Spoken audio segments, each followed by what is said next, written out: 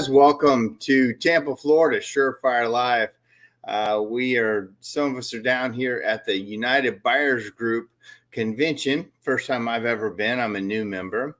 And they are starting to want to get into the chimney sweep world. It's mostly been for hearth stores and, people that buy a lot of appliances. And typically in the chimney world, we did not do that. So it was my first venture down here, and it's been really great. I'm in a hotel room, and I got delayed on my flight, and I really wanted to catch Josh Kelly's class. He's been a friend of mine for a long time, runs a very successful chimney company and hearth store in the DC area, and I'll have to clarify that with him, but I believe that's where he is. And I've known him for a long time, and I just heard really great things about his class that he just gave. And whenever somebody has a new class or a new idea or something that gets people excited, I always want to see if they will share that with the industry and with this show particularly. And so he was very gracious and said, yeah, I'll do it. No problem. Right now, we actually have a banquet going on that's starting right now. So he's missing the banquet. So am I. And but with that, he's really been a very organized systems guy, a lot like Chad Murray. And Chad's a very organized guy. Josh has a different way to do it, but very organized as well. So don't forget, this is a two-way conversation.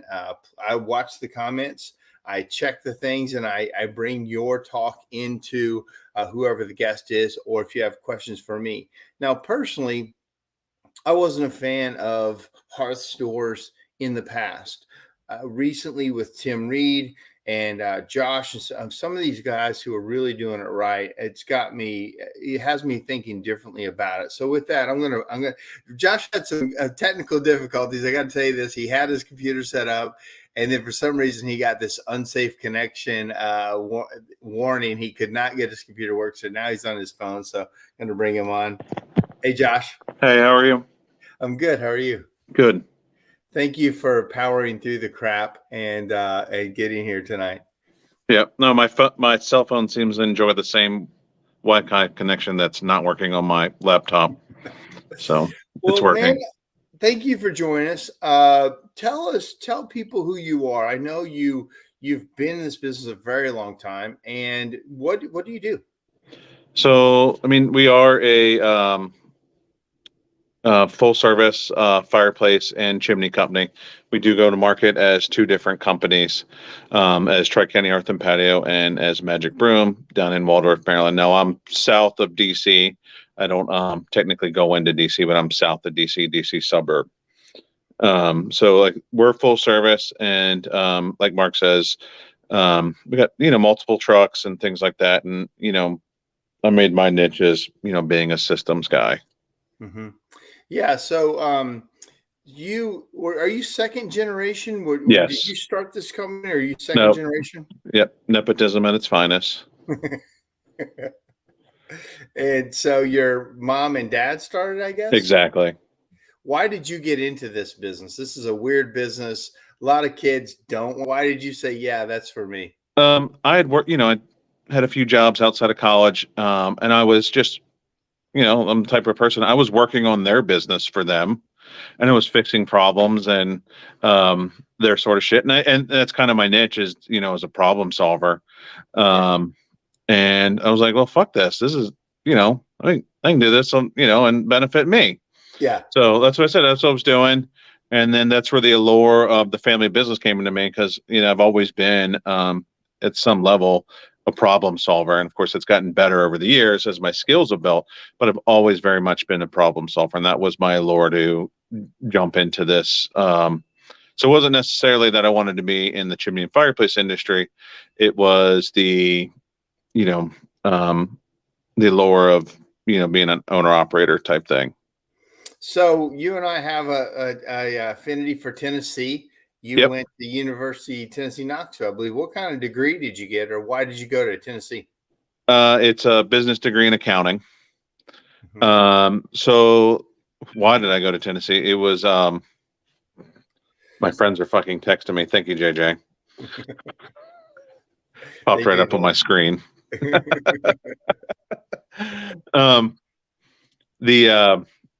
It actually was about dollars versus cents. University of Maryland, if you figured in cost of living and everything else, University of Tennessee cost less than University of Maryland at the time. And, of course, back then, 20 plus years ago, room board books tuition was like 7-8 grand for the whole thing out of state, which is, now it's like 250 for a 4-year education there. Yeah. It's unbelievable what that costs these days. Yeah. So you got a degree in accounting. You came back to the family business. You decided that you could make the family business better because you're a systems guy.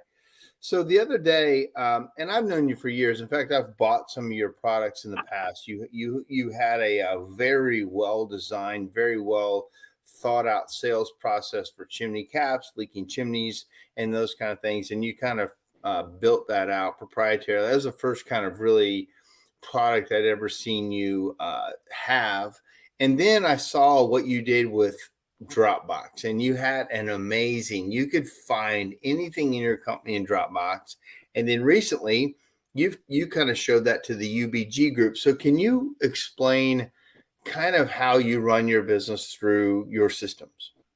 Yeah. So what you're talking about with the marketing system that you purchased from me, it was about me when I was a technician, about not having to repeat myself over and over and over. You hate and that. I hate it. And that's me personally. So that was about delivering that message as quickly and as concisely as I could, because I didn't want to have to repeat myself.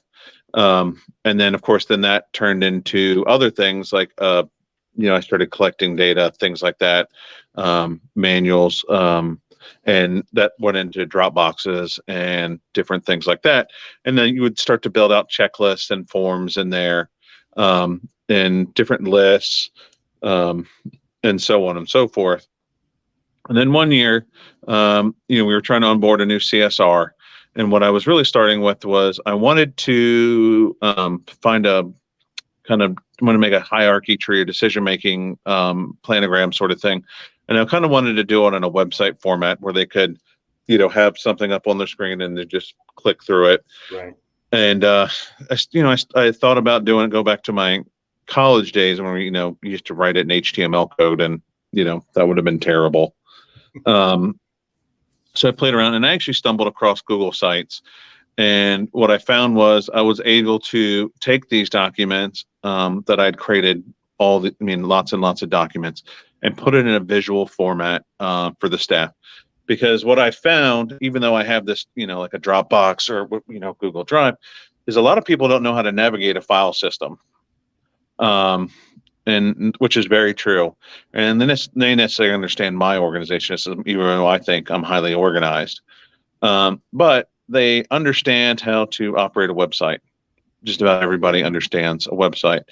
And it allows me another media platform to get my ideas out and across to them. It's a way for me to organize documents, but it's also a way for me to hang videos, put trainings in just, again, another media format. So it takes everything that's in that, what you call quote unquote Dropbox, and puts it in a very visual format. What made you want to share that with the UBG group today in Tampa? Or why did they ask you to show that? We were getting into, as a group, they were taking a study on labor pricing, because they're finding that a lot of people are underselling their services. I found this out with a competitor of mine, a very friendly competitor, very good guy. And I was like, dude, you have $500 of unbilled materials into your quote. You're underselling yourself. You're losing money here. So they did a study, and then one of the things that happens is I had all our labor, like a lot of other people, I just like on a spreadsheet. And then people were just glazing over the spreadsheet because they got tired of looking at it. So then so one day I sat there and I did this in Google, and actually a PowerPoint is what it is, that one document I showed you. And I just mapped it out in a hierarchy tree. So if you're under this category, installing this appliances, here's all the decisions that goes into making that. So if someone's saying, well, I forgot to charge because it's a sketchy roof or something like that, we need roof staging, they have to go through that decision tree to get to the right price. Right. And as they had said, there's some much bigger operators here. I mean, like much bigger operators. You saw that today. Some of the volumes that these people are doing is incredible. It is. And they had never seen anything like that. No one in the entire North America.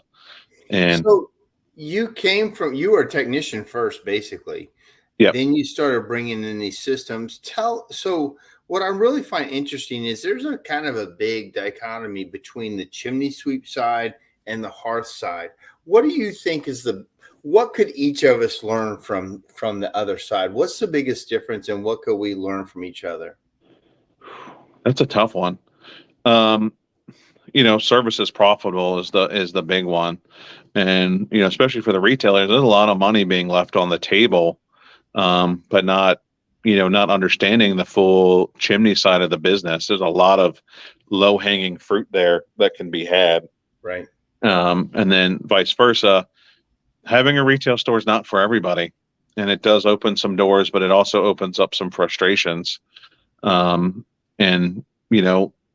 retailers, everything's under one roof, especially if you're not doing your installations.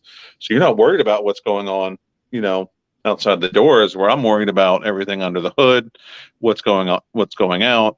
Are the guys going to Lowe's, wasting time there? Are they spending too much time at Wawa?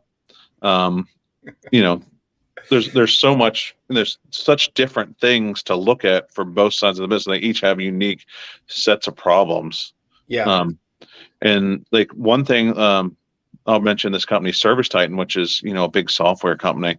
Right. They control 80% of basically the major operators in HVAC, and that number's growing as far as market share. They're entering, niche industries like this because it pushes their product to be better because it looks at it from a different angle. Right. And so it's also developing, so then I think they have a scheduling assistant now that became because of the pest control industry. Right. So let's talk about two things there. On the chimney side, what I found is the operators and the owners are more interested in education and doing the work. They seem to be very, very educated or very, very into education, but they may not be as, I don't know if they may not be as good on the business side, on the managing of the numbers and the inventory and the things. Would you say that's accurate? I would say that's because I'm gonna see if I can loop this in. As a sweep, you don't have to necessarily keep a lot of inventory on hand. When I was demoing actually Service Titan, I met a guy. He's like, I got 3 supply houses within 1/2 mile. I don't stock anything. Right. And I'm like, oh, wow, that's amazing. Me, I carry, well over a 6-figure inventory. It's well over 6 figures. Because I can't go get that part off the shelf. I can't go get that piece of tubing.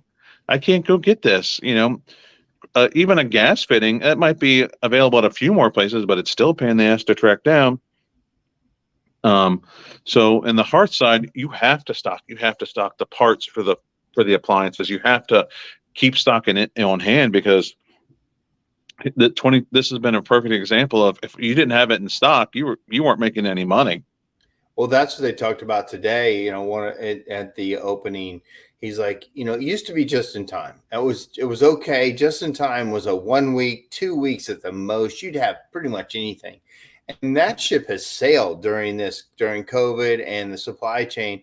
What's your process or thought process on buying, on early buys, on stocking? Like, what's your thoughts on that? Well, you have to now, because so much of it is, when can I get it? And if I can say you can have it in 2 weeks, that makes a big difference than me trying to scramble and find something, what's in stock, what's not in stock. Because there is a lot of that, and I'm a perfect example of that. I'll just get on Amazon mentality. And then people have that short lead time expectations. Right. So because like right now, I went to the Hearthstone booth today because my guys were asking me, it's like, hey, we're having trouble tracking down this unit. Can you go over there and talk to the bigwigs? I was like, yeah, they're right over. I can see them from where I'm standing right now. I'll walk over there. And so I did. They're like, yeah, no, there's nothing we can do. Like it is completely out of our hands. Literally the units just can't be made fast enough. Yeah. And they're doing that through a partnership through another vendor that I deal with. And I was like, yeah, they basically told me whatever I ordered in December is what I was getting for the year for 2022.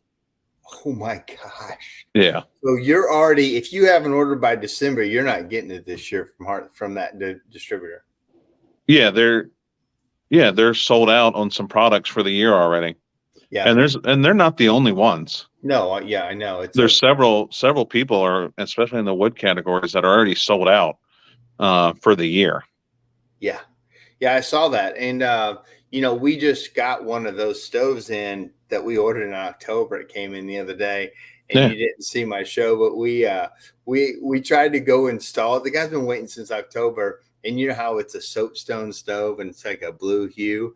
We get it out of the crate, set it in. The guy's like, "Well, it's not blue enough." I'm like, "What?" Yeah, there is no other stove, buddy. It's a natural product. Like, yeah. He took it the next day. He paid extra for us to come back and do it again, like an extra $1,000 to make a dumb decision like that. But that's a standard thing. So let me ask you this. When you're looking at your inventory, you're looking at how much to early buy. That's always a kind of a stress point for me. Like, how much do I buy? Like, do you look at last year's? Do you try to forecast we're going to sell more of this? Like, how do you do your early buys? So obviously a lot of that's experience, because traditionally when oil prices have gotten this high, wood has been a very strong seller, extremely strong seller. You also look at previous years. You got to know your market. Like if you go 30 miles northwest of me across the Virginia line, they have no pellet stoves. Can't sell a pellet stove. They wanted to save their life. And it's all natural gas versus propane. Just on the other side of the river, I'm not 80-90% propane. They're almost 100% natural gas over there. Nobody wants wood stove sales are 10% of their market, where they're still 40-50% of my market. Right. So there's big swings like that. You still always, there's best sellers will always be best sellers. Because your company has gotten behind it. So you always speak to that product with some authority. This is my best selling appliance for blah, blah, blah, blah. It's trouble free. You can honestly tell that customer, give them that reassurance that this is a good product. Right. It's your best selling product for these reasons. And that's a comfort level there, especially when the dollar amounts we're talking about spending these years. Yeah, it's a huge amount these days compared to what it used to be. Couple question. I think this is Tommy Nelms. Mark Stone, are you opening your showroom, Ashbuster's Hearth Shop? Not at this point, Tommy. But I'm interested. I'm more fascinated recently than I have been in the past. Because when you read most of the trending in a lot of the magazines, hearth shops were kind of trending flat or down. And I know that's not necessarily the case for you, Josh, but the industry was not really doing a good job keeping up with technology, training, installation. They were giving away half of their dang sales where somebody else was installing them. And I know you're not that way, but I saw that was happening. We sell off iPads and we sell in the home a lot, and we had to learn that. We've had some really great topics on that. But can you talk a little bit, Josh, about if chimney guys were looking to start a hearth shop and you had to do that, you start as a chimney sweep and you wanted to do a hearth shop, what would you tell those guys? Why? Well,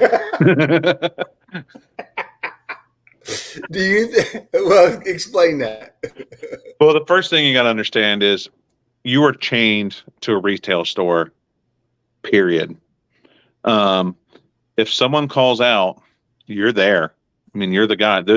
Your retail store has to be open during the posted hours, period, unless there's like an actual genuine emergency.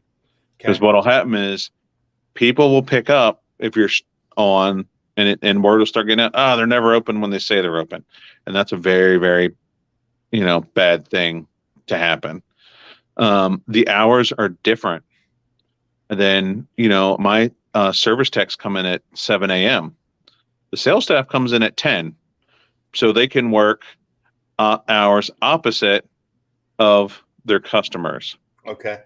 Because if, I've heard stores have 8 a.m. openings. I don't know, how true that is, but, retail and, I'm pretty good. I don't have super late hours, but you still need those late hours into the evening, anywhere from 5 to 7 days a week, depending on your mentality. And you are chained to that location. And if you're someone that's used to being on the go all the time, that's a big reality check of, wait a minute, I can't leave this, 500 square foot because somebody may walk in the door. And again, if someone's not there to take them, greet them, put on the perfect show, dog and pony show, because like your bathrooms have to be sparkling, the showroom has to be picked up. If the service truck's a little dirty, most homeowners can forgive that. But as long as everything's spotless on the inside of the house. Right. But when you come into the retail store, everything's got to be cleaned. It's got to be picked up. It's got to be neat.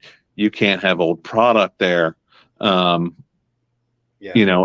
at least with hearth stoves, you're not used to hearth stores. You don't have to constantly rebrand, turn this, re-merchandise. But like if you're a real good store, like you need a woman's touch in there, someone who's changing over for the seasons. Like we're a bunch of dudes. Like I decorated once and, should be good for a good 10, 15 years. Yeah. I've still got that Lamborghini poster up on the wall from when I was a kid. Yeah, me too. The Countach. Yeah. So talk about that for a second. If you were to start over, well, so you said why. So you gave some of the negatives of retail. What's the positive? There's got to be something in it for you because you just upped your game. You got a bigger place. You rebranded, like you did an amazing showroom, maybe one of the best ones I've ever seen. So tell me why you would do that. What I did that because I wanted to be the best, and I mean, shit, you've seen my tattoo. I'm a big hairy American winning machine. I won't settle for anything than being the best. And that was my mentality. It's like, I want people to come in here and I want them to be wowed. And I'd seen, and actually Tim Reed was interesting. I sat in his perfect showroom class. I'm like, well, I'm doing 80% of what he said. So I'm feeling pretty good about, this right now, that I hit those principles that he told me about. Yeah. But our old showroom was just disjointed, probably thrown together pretty quickly. Hadn't had a major refresh in a long time. It was unorganized. It was one of the cardinal sins that Tim Reed was talking about. The consumer doesn't really know what they want. They're looking for you to solve a problem. So you want to steer them to a section instead of them like wandering around, I have, well over about 100 displays. They don't know what they're actually looking for because they've never been in the store. So just getting that, it needed organization, was one of the main things. And it's really opened my eyes to the retail customer about, because they like to, stand back and then they want to take it all in. They don't like walking around islands. I learned that, which surprised me because I'm like, well, it's just 3 feet to the right, but they didn't like that because they wanted to be like back, forth, back, forth, back, forth, back, forth, and really look at the unit side by side and determine, does that really bother me in the same setting as this? Does this, because some of it, there's a large aesthetic component to it. Right. So and I'm not sure who this is, and I want you to speak to this. Unless you guys tell me otherwise, I don't want a hearth shop. I want to bring the hearth shop to the customer. I don't want to have a staff, a showroom, but I may be wrong. I'm all ears. I'll be honest with you, you're going to have a hard time winning all the customers because there's a lot. I mean, we're talking about appliances that I don't think I install anything under $5,000. And as me, I would, a lot of people aren't unless they can touch and feel it in advance. Like, are you going to order a couch without sitting on it first? At least sitting on it, right, and finding the quality of it, because I'm not, unless I was, 20 and didn't care because it was just $500 or what, well, not even $500, but with this level of dollar amount, it's important for them to be able to visualize, touch and feel, see the product. They don't get an idea of firebox size or glass viewing area. They need to, like, okay, over here, and they don't understand that I always call it a Build-A-Bear. Anybody's ever had kids, you've been suckered into Build-A-Bear. You don't ever walk out with a naked bear. Right? That's a good point. The bear's $20, but you're spending $100 before you leave. Yeah. So are you saying yes, do it? No, don't. You don't. Do it, you don't have to. Like, it? you don't need major square footage like I have. I mean, you're seeing the culmination of 45 years of hard,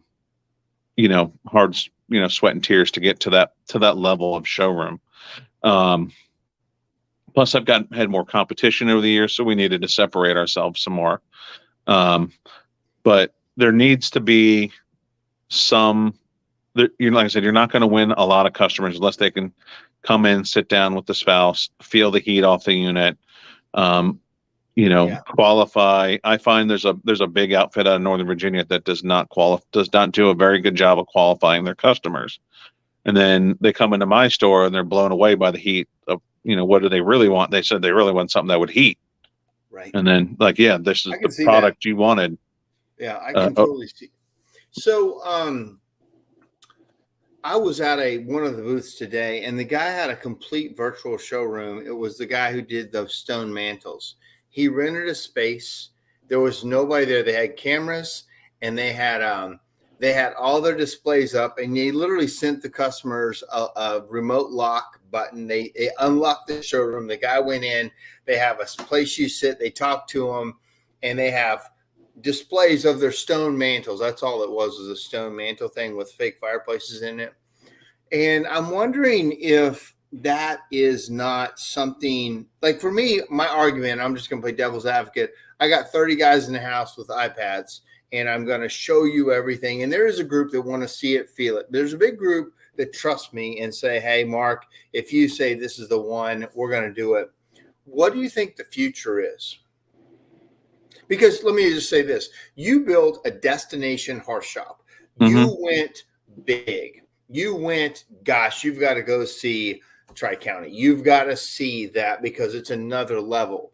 But the guy that's stepping in, what's the future?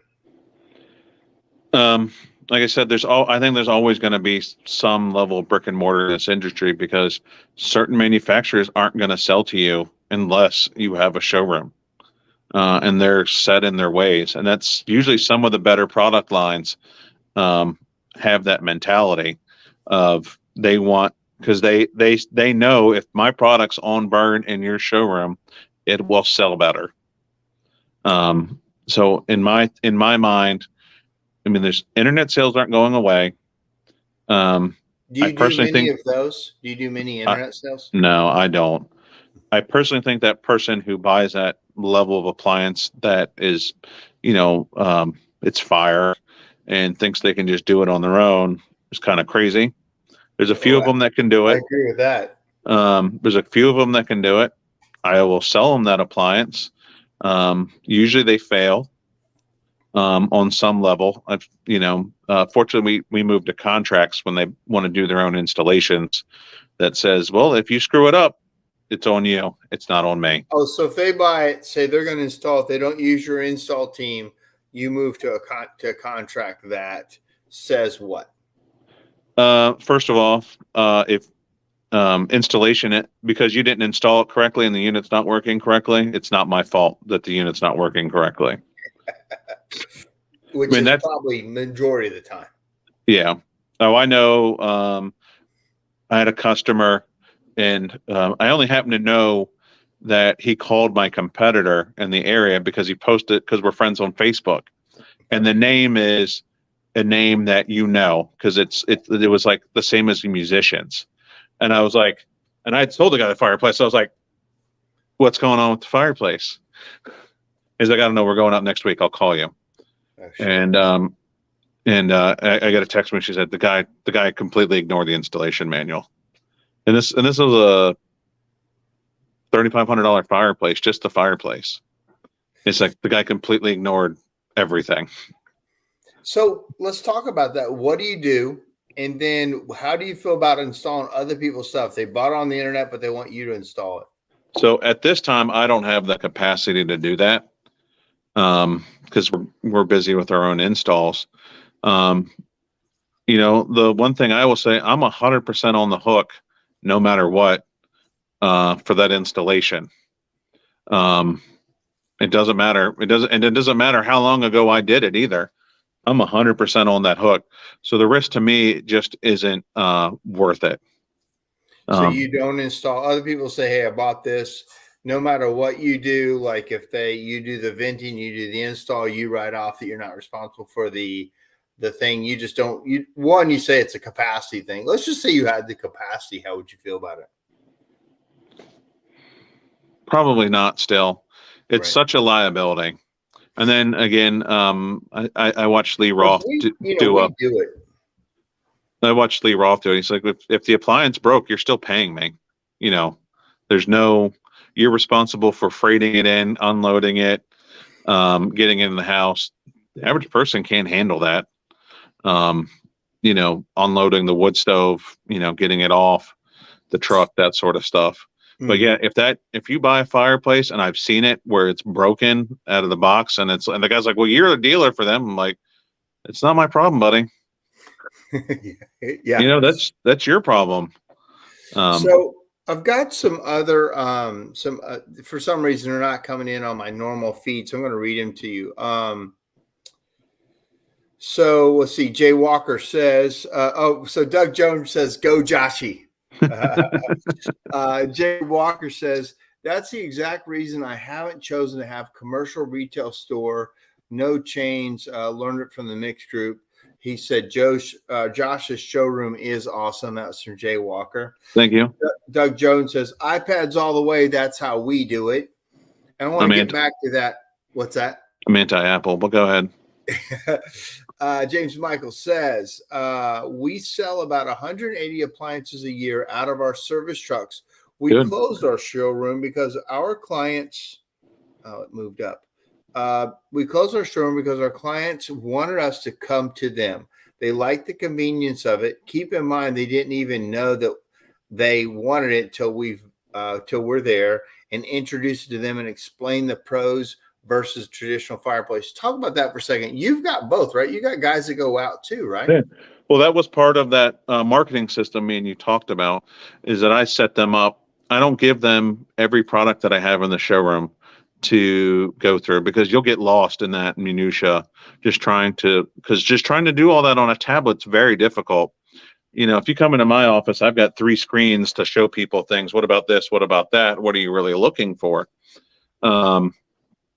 So for the gas hearth products, I find that to be extremely difficult to do.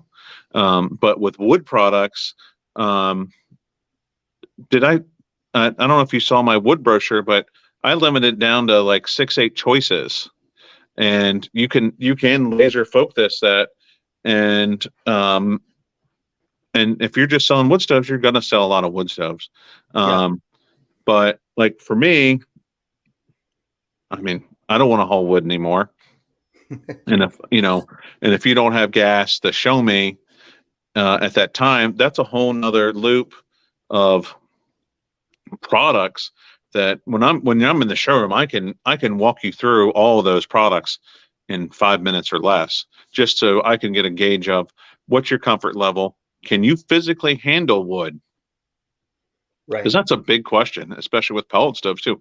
Can you handle the fuel? And I'll hand them fuel. If I see a little old lady in a walker, I'm like, who's going to load the stove?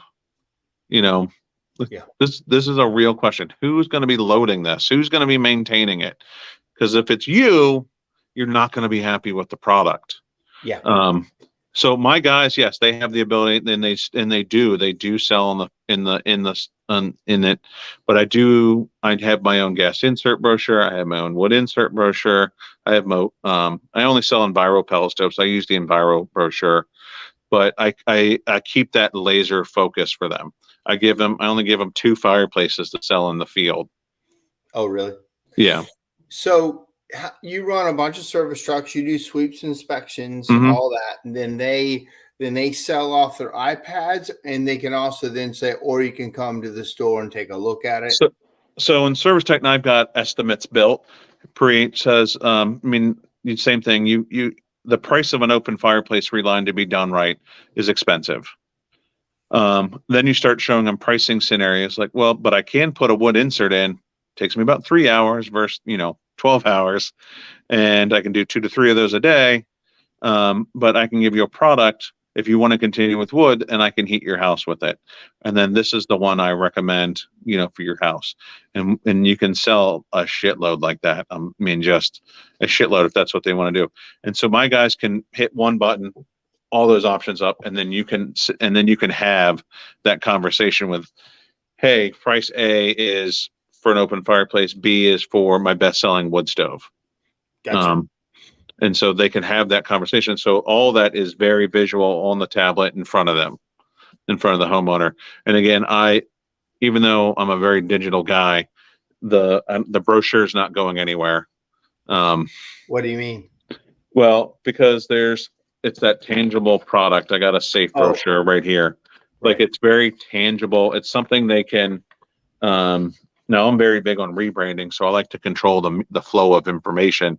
So you change the names of some things so you can't be shopped. I noticed that. Yeah. Like in your brochures, you don't use certain brand names, say for waterproof, or you called it water shield. Water shield. You may use the brands, but you don't want to be shopped. So I noticed that in a lot of your branding that you protect the brands you use. Instead of bragging on the brands, you actually protect them. Exactly. Because it's a negative conversation when that guy goes, well, I can find it on Amazon for cheaper than what you're installing it for. So interesting. Yeah. I noticed that you did that. I thought that was super smart. That goes back to I hate repeating myself. And the second that guy says that, you've already lost the sale, because the chance of you closing that guy at that point is, very next to nothing, unless he really doesn't want to get on a ladder. But if he's already price shopping that product out, and he's already upset, it's a negative conversation that you're going to have to recover from. Yeah. Because I'll be honest, if you're telling me it's going to fix a problem at my house, I'm personally going to research that, because I like that information. I'm personally going to research that. So what it did was control the information where they're going from. Because again, if you were to search on Water Shield, which is trademark, other than my websites, it's going to come up with, it looks like a water lily or something like that. And it was just something I got on the thesaurus, and I just started plugging in information, like, it's like, we start putting a play on words, and then shit happens. Yeah, I thought that was really a great idea. Quick question. Tommy again, he says, I guess I've got to build a display room, not a showroom. So I know a lot of guys do that too. It's like appointment only. What do you feel? Is that a decent first step for us chimney guys? There's a lot of people that do that, because then you can work out problems slowly instead of, holy shit, I got 3 people deep at the counter. And there's a lot of salespeople who can't handle that kind of stress. Right. So it's they can't multitask. They're not even capable of like, hey, it's going to be 30 minutes or so, look around, I see you. It's hard for them. So it's great to make appointments. We have an appointment only day in the showroom. Oh, you Because do? Like you've we got a do. full-on showroom, and one day is appointment only day? One day is appointment only. Why so? And Why do you do that? it's a paperwork day. And B, if that customer is looking for custom product and they need to sit there and look at stone samples and they need to design it, or they need, especially with furniture, it's the showroom's quieter. No one's pushing them out the door. There's no pressure. I like that. It doesn't get used as much as I would like, but every salesperson has a calendar thing that they have that allows them to book appointments. Actually, anytime they're at work, it allows them to book it, but they try and push it to that day of here, make an appointment that fits your schedule, and we'll do our best to When accommodate you're you. scheduling an online time for somebody, how long do you schedule? Is that an hour? If 30 minutes? they're booking an appointment to come into the store, we book an hour and a half. Hour and a half for a Yeah. consultation, and you've got the guy's time for an hour and a half. He knows it. Yeah. That's sharp. And Yvette just said, great idea, Josh. I do that in my office. Yeah, she said, you know her. Yes. Yeah. So she said, real quickly, well, Brian Whitaker says I'm an anti-Apple guy too. Whatever. Chromebooks and Samsung tablets. I'm sorry. He's pretty smart except for that part. But anyway, she said that's why we no longer have a store. Clients love to shop our tech, shop with our tech in their home. And I'm always in the office to answer questions. She also says we only sell wood products. She's in Canada, as you know. Yep. Niche market. Between brochures, YouTube videos, tech knowledge, we no longer sell from the store. The techs can do it all from their iPads. The pandemic made us do this type of selling, and it works. So tell me about the pandemic. What happened for you guys? What did you learn from it? What do you do differently? Not a whole lot, personally. Our showroom's big and spacious. We never 6 foot, no problem everywhere. Yeah, no problem. Yeah. I mean, if they're gonna, the people that are really scared weren't inviting you into their home anyways. Yeah. Really and truly, they weren't. The people that didn't care were the ones who would invite you in their home. That's what I found. I mean, there was a lot of people who just said, "Oh, now we can have the service done. It's over." Right. So let's bring this full circle. We got a few more minutes till we're finished. Great questions tonight. Thank you guys, and thank you for. I got a note from Tommy, said you guys killed it. Thank you and Josh for doing this. Tommy Nelms, he's the president for CSIA. Yeah. Let me ask you this. Talk about what you talked about here: organization of the company assets, or the proprietary stuff, all the answers that are in Josh's brain. You basically hate to be asked a question again and again. So you unloaded your brain, and I've seen you do this for years. So this is not a fast thing. It's more like a constant process for you to get the information out, and then you share it with everybody. Like some companies I work with, like the owner holds all the keys to the castle, and you're like a key making machine. You're like, I don't want to hold anything. I mean, that's how you're wired. Yeah, no, because what does that do for anybody? It doesn't empower anybody when you're just holding the keys. One thing I always saw that I always hated, because again, you have multiple locations, and it's very and McDonald's is a perfect example. A Big Mac tastes like a Big Mac in the U.S. or in Russia. It's ideally, and you got a real look at that when they closed down the Russian distribution chain right now. They worked with the local farmers to grow a certain kind of cow and to get the right beef, and you learned about all that billions of infrastructure they put into to make their product the same wherever they're at. So if you have a policy, so I'm sure it's the same for all your locations. Right. And how do you update your handbook? That's always a big one because, as business owners, we're always plugging that dam, right? Like there's always someone finds a new way to piss you off. Yeah. Or get around your crap. Yeah. Yeah. They're always finding it. So then you're always, so you're always plugging that dam. And then, and on day one, we're also great about handing someone a 40-page book. Here's our company handbook. Have a nice day. Yeah. And what do they do with that, right? They don't it's ever gone. read it again. They read it once, maybe. If they even read it the first time. Correct. So what it does is allow everyone in the whole company to be connected, not for the HR person, just to keep that, oh, I just got the book, it's behind me and you got to have to walk through my office and pick up the book. And nobody wants to do that. So it allows them to be on any internet connected device. If you want to know what the attendance policy is, you can pull up the attendance policy. If you want to know what our drug testing policy is, you can pull it up. If you want to take time off, the form's not paper form that you have to go into the office for. It's a digital, and then it gets emailed to your supervisor for the request.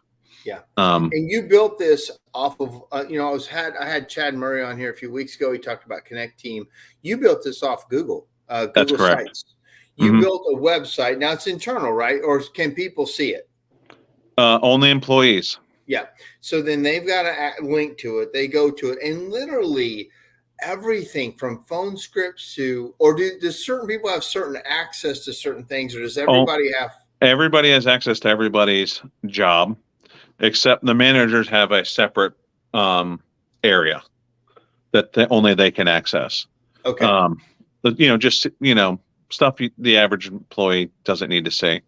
But everybody's job description's right up there, their responsibilities, how to do their job. There's trainings that I've put together, SOPs. It's all there for the entire company. Well, and then you've got all the installation manuals. You've got your whole process. It's just incredible. I'm always, because I'm not wired that way. We're wired differently, but damn, you're a great front man. I'm a great back of the house man. Yeah. Me and Chuck Hall are front man. You and Chad Murray are back guys. You guys are systems guys, and I'm just so fascinated because it's not my strength. And I wish your iPad would work. I mean, your connection would work so you could show it. But is there any way you can explain, or can you show anything? It looks like you might be looking for something. No, I was writing myself a note because I'll forget. Well, so let me just say there's a couple. Jerry, I don't know if Jerry accidentally hit. It looks like he might be watching. I don't know. Does that mean anything to you, Josh? No, that's a fat finger. He might have just accidentally typed it. I didn't know if he was trying to send I'm pretty sure he's traveling. Oh, okay. So quick thing from Yvette. She's very, I love her. She won a great award at the NCSG a couple weeks ago. Let's see. Let me just go through. She said on the phone. Oh, so when I asked you what was different about COVID, she says she does a lot of on-phone appointments instead of in-store appointments. Did you find that to be a thing for you? No, not like I said. For us, I find that the people who were, I call them COVID scared, they didn't want you in their house anyways. Yeah. They didn't want you, and they wouldn't come into the showroom. Right. Because you're like, ma'am, I'm not, because you have honest conversations with them. Like, ma'am, if I'm going to be in your house for 2 days, I'm not huffing and puffing through a mask for 2 days or 4 hours or even an hour. And you just got to have that conversation with them. Because like I'm not, I like air. You, my guys like to breathe too. That's the best line. I like air. Yeah, I like air. And like my friend John was telling me, he's a part-time ENT. He's like, he had to carry someone up a hospital. He says that his N90 mask was like going in and out like fish gills. Yeah, I believe it. Yeah, it gets pretty claustrophobic. Brian Whitaker says, "Hey Josh, I walked around inside your store virtually via Google Maps here, Tri-County Hearth and Patio," and he actually put a link in the thing. Yvette says, "Oh, got that. Plugging dams every day. LOL." Yeah. And then Jillian Stewart says, "I would love to see Josh do a class on building this system." Oh, it moved. It sounds amazing, but a tad overwhelming. You've just built it over years, and you then kind of combined it. I did. So it started with just making flows for the office staff to bring CSRs up to speed, to give them visuals on what's going on in the field. Like one thing I learned a long time ago, one of the office girls taught me, the way everyone may have their own way of describing something. And by having that picture in front of them of, let's just say, the top, roof up from the chimney, they may be able to explain it in their own terms of what the homeowner is looking at, like that. So I've got a section with nothing but fireplace photos, just so they can say, when the customer says, if let's say if they're trying to identify, we have a pretty good decent amount of prefabs. Then you ask them, is it an all masonry fireplace? And they say yes. So many times that's not the case, because then you can start asking questions like, do you have louvers top and bottom? What is on the outside of the house? Outside of the house, is that brick? Is that masonry? What does your cap look like? And so I have a section just on identifying caps. Wow. Like, so let me to go to that point from Jillian a little bit. On an hourly basis, on a week, how long do you work on your systems versus anything else? Like your job as CEO of your companies, you clearly dedicate, or do you just sit down and knock it out for a while and then you're done? Like, or is it a weekly thing? How do you do it?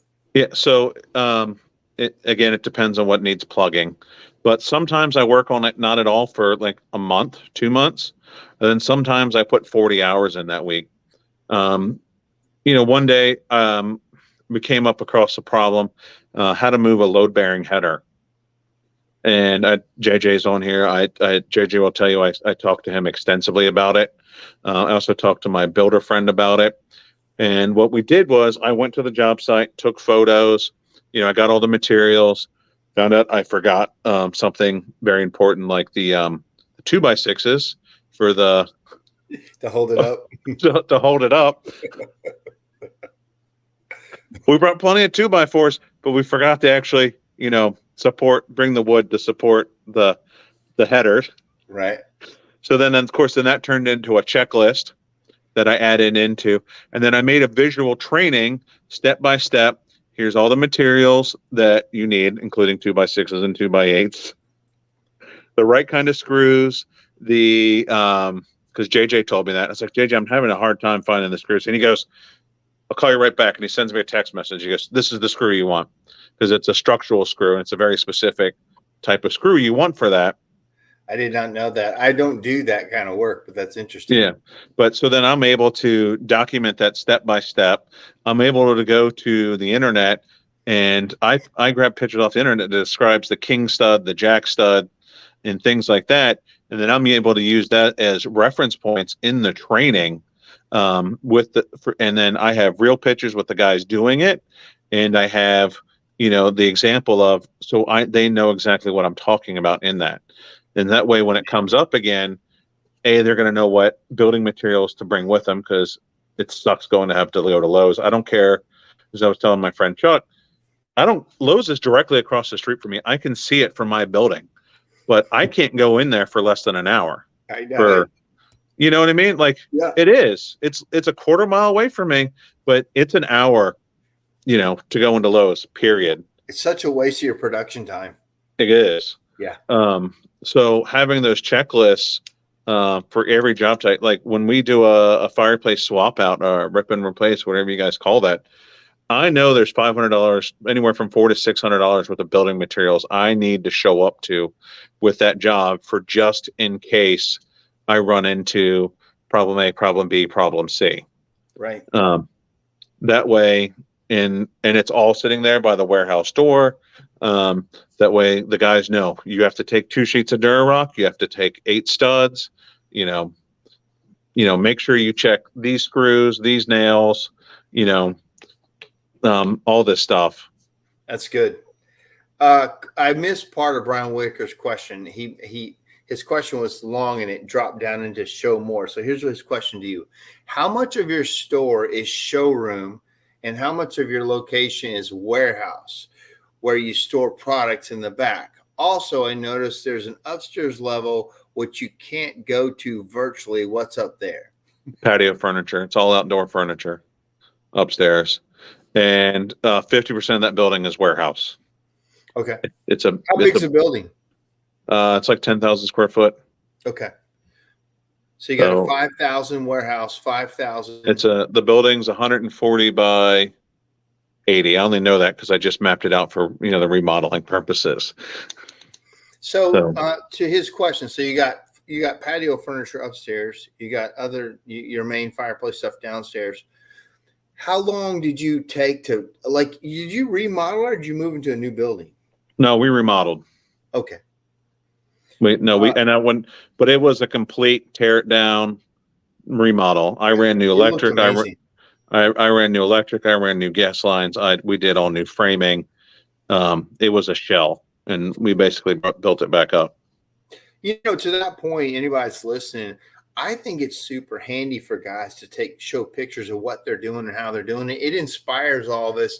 It helps us understand more about what's out there, because sometimes you get in your own world and you wouldn't know it unless somebody shared it. So for you, I learned a lot about your operation by what you're going through, the good and the bad. It was a big undertaking. Jerry said it was a butt type. It wasn't a secret code. And Jerry says, Josh's in-house site is truly an unreal example of how to build systems. Al Levy looked at them and was blown away. Al Levy's a big process guy. He said he couldn't do anything for me. He said he couldn't do anything for you? Really? Yeah. He's like, what do you want from me? I was like, I guess confirmation that I'm a badass. Well, sometimes you need to know that, right? It's interesting because we're both Jewish. I noticed he has some of my grandfather's tics. So we have some of the same background and things. And he's like, yeah, I'm not a people person either.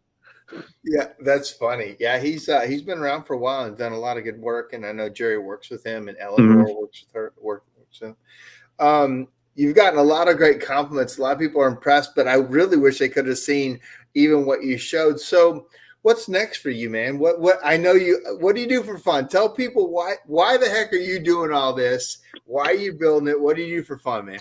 Well, because I want to be out of work more. That's why I want to download my brain so they know what to do. Because perfect example is man, hey, we need to call the recycling guy and get him to pick up. Well, who was that again? Right. Come on. Yeah. You're basically building freedom. By building your systems, it builds you freedom to do more of what you want. Exactly. And it was pretty funny. I was standing there with a guy in another class who had taken my class, and I was like, look at this shit. And I showed him my a chat I was having on our inner office chat with my service manager. He goes, look, boss, it's not on the site. and he was right. I knew that particular you tell everybody, you're like, you better not be bothering me. If it's on the site, you're going to be in trouble. Yeah. And that's, and one of the things, it's simple stuff too. Hey, I need tech support for this company. Can you call them for me? No, you have a company supplied cell phone. You're on the clock. Right. And one of my favorite sayings is, how many monkeys does it take to fuck this football? Oh no. How many? Yeah, exactly. One. What? Why do you need me to get involved? Or if they call me for troubleshooting and I'm like, well, and, I've gone through the process of building troubleshooting guides that are generic and also that are for gas systems that are valve specific, engine specific. Wow. So ProFlame 2, that's the most common in the industry. I've got troubleshooting guides. I've got troubleshooting videos I've acquired from vendors. I've downloaded their videos. I put them on my own secret YouTube channel.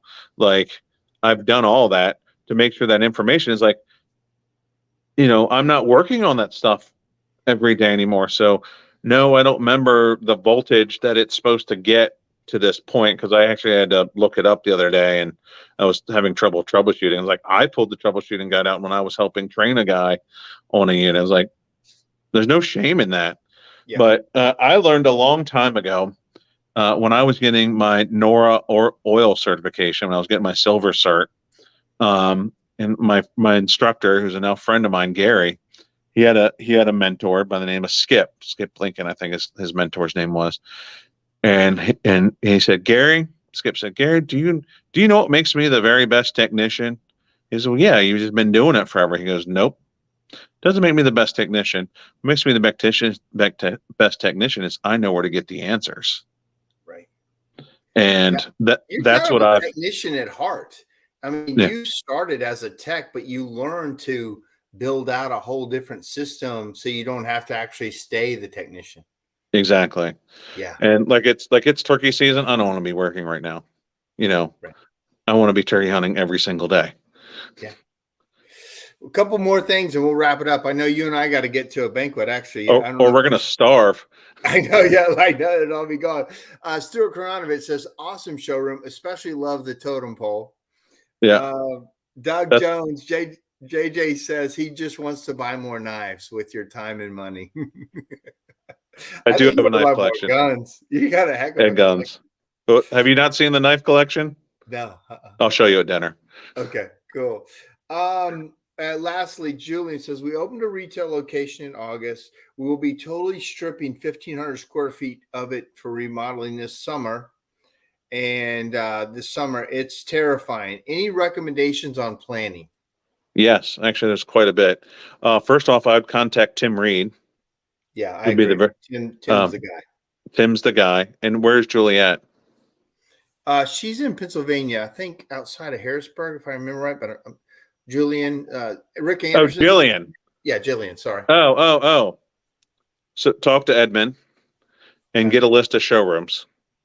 And what Edmund did for me, he put me in the very best showrooms in the Mid-Atlantic. So now that's going to be my store. And then there was other ones like the Fireplace People, and they're usually women-owned showrooms. I'll be perfectly honest about that. They're usually women-owned, women-designed showrooms and it was very funny. Me and my son did a tour, and it was a very infamous tour because my son's 3. He was 3 at the time, and he's off the chains. He's all boy. He's got all sorts of energy and wants to run around like a crazy man. And here I am in this beautiful showroom in Faye Kesner's showroom, and she's being so wonderful and helpful. And then my son takes this. She has a Da Vinci fireplace in her showroom, and it's just gorgeous. And he's got that wrought iron log here we all have in our showrooms. It's got wheels, and he decides he's going to grab one from the back while I'm talking to Faye, and he just goes whack right into the most expensive fireplace in the showroom. And I just went. I just started reaching for my wallet. And Faye's attitude changed, and I was like, son, we're done here. He didn't break anything, thank God. But he locked Ryan Reed. Do you know Ryan Reed? I don't. From FC Pros. He locked him out of his office. Oh gosh. So your best suggestion to Jillian is go visit everybody and try to take the best, take the nuggets. Go see Josh. And I'll say one more thing about that too. The women-owned showroom versus the male-owned showroom, because I had done all these tours and I talked to a rep just happened to call me. It doesn't call me often. He says, what are you doing? I said, I'm getting ready to redesign the showroom. I'm going around. Me and my son are spending a week touring the Mid-Atlantic of all the best showrooms. He says, were you going to stop by, store A? I was like, no, it wasn't on my list. He goes, well, they're the biggest, one of the biggest HHT dealers around there. And I was like, oh, thanks for the tip. And I happened to be going right by there. And I had to laugh. I walked in the store and I was like, and I'd already been to all these other really great showrooms. And I laughed and I was like, if I hadn't been to all these really great showrooms, this would have been my showroom. Straight dude, no nonsense, khakis and polo. Because and that Cargo was shorts. yeah, everything. And it was because everything was brown and gray stone throughout the whole product. Everything, the whole store is sterile. It's clean. There's nothing wrong with it, but it's, but it's just brown and gray stone throughout the entire store. I go back and look at the pictures, and it's like, and the lighting is different than these showrooms. So there's just so much to look there. Yeah, I think to your point, and we'll wrap it up, is that you kind of need to build a if you're going to go hearth store, I think you need to build a destination hearth store. Make it just as good as you can and get as many ideas and make it something that wows people. I think that's what's missed a lot, and especially with the older showrooms where people haven't put a lot of time into them. They're just getting dated and old. Your point, Tim hurt my feelings a little bit. What's that? Tim showed a picture. He's like, well, what is this display wall showing? And it was like, we all have it in our showroom. And it was an insert wall, a small insert wall. Yeah. And it was just brick up there. And he was like, what is this really showing? I'm like, it's showing inserts. And he was like kind of downplaying. And I was like, oh, I just put a 65-foot wall in like that. Tim is great. I want to have him back. He really understands sales. We just got a notice from Chuck Hall, says we are late for dinner. Okay. All right, guys, we're going to wrap it up. Josh, thank you so much for your time. You're so wise, and thank you for helping everybody and giving them some insight on your operation. You're welcome. See you shortly. All right, thanks. All right, guys, thanks for joining us. Josh is just a blessing for the industry. He stays kind of low key. He's a backstage guy, but he has some really great things, and hope to bring him back so he can show some more of what he does. That being said, I'm wearing my Predators hat tonight. If we win, we are in the playoffs. We are squeaking in. Only a couple games left, so go Preds. All right, guys, that's our time. We'll see you next week.